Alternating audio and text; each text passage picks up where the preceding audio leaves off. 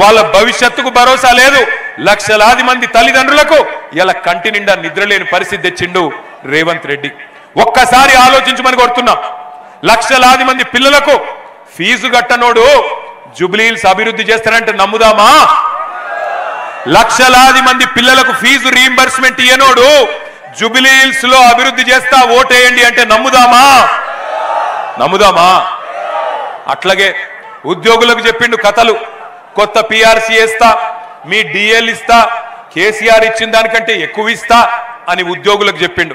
ఇవాళ ఉద్యోగులందరికీ గత 2 ఏళ్లుగా వేధించక తింటున్నాడు.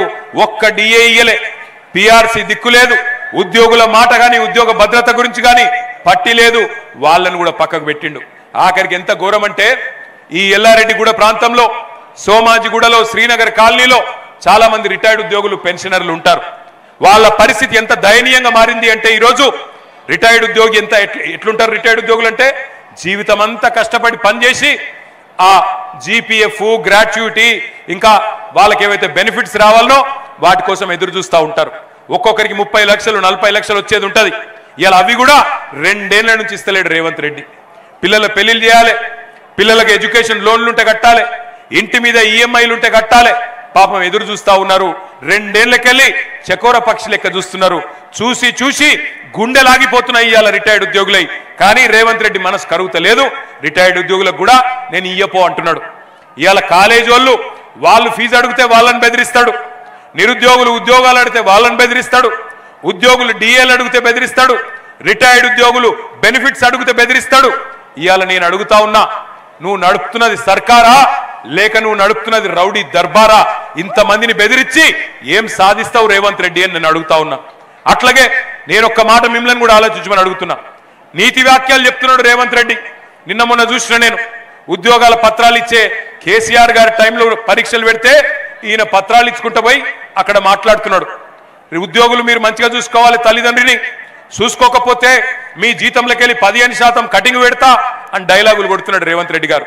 నేను రేవంత్ రెడ్డి గారిని అడుగుతున్నా, అయ్యా మరి రిటైర్డ్ ఉద్యోగులు వాళ్ళు కూడా నీకు తల్లిదండ్రులు లాంటి వాళ్ళే కదా, వాళ్ళు నీ ప్రభుత్వానికి పనిచేసిన వాళ్ళే కదా, మరి వాళ్ళకి ఇవ్వాలని నువ్వేదైతే బెనిఫిట్స్ ఇవ్వకుండా ఆగం చేస్తున్నారో మరి నీ జీతంలోకి వెళ్ళి కూడా కోత పెట్టాలనా లేదా చెప్పాలని చెప్పి నేను కోరుతా ఉన్నా.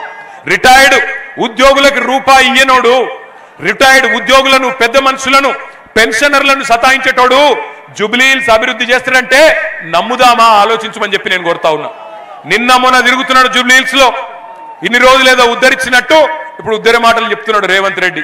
ఒక్క ఛాన్స్ ఇయ్యండి అని బతిమలాడుతున్నాడు. నీకు ఒక్క ఛాన్స్ ఇచ్చినందుకే కదా రాష్ట్రాన్ని దివాలా తీయించినావు.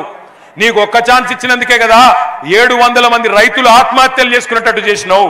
నీకు ఒక్క ఛాన్స్ ఇచ్చినందుకే కదా 161 మంది ఆటో డ్రైవర్లు ఆత్మహత్యలు చేసుకునే పరిస్థితి తెచ్చినావు. నీకు ఒక్క ఛాన్స్ ఇచ్చినందుకే కదా కేసీఆర్ గారి టైంలో అద్భుతంగా నడిచిన 1000 గురుకుల పాఠశాలలు ఇవాళ మూలకు పడే పరిస్థితి తెచ్చినావు. నీకు ఒక్క ఛాన్స్ ఇచ్చినందుకే కదా 100 మంది గురుకుల విద్యార్థులు ఆత్మహత్య చేసుకునే పరిస్థితి తెచ్చినావు. నీకు ఒక్క ఛాన్స్ ఇచ్చినందుకే కదా ఇవాళ హైదరాబాద్ లో రియల్ ఎస్టేట్ నాగం చేసినావు.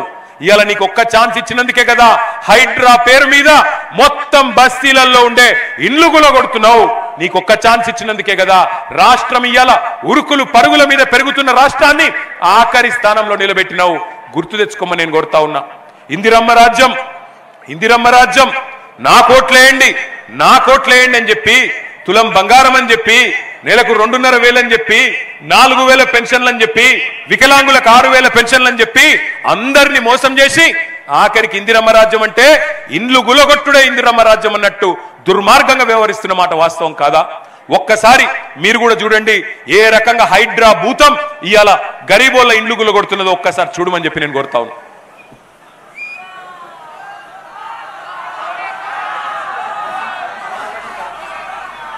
ఒక్కసారి హైడ్రా వీడియో ప్లే చేయండి.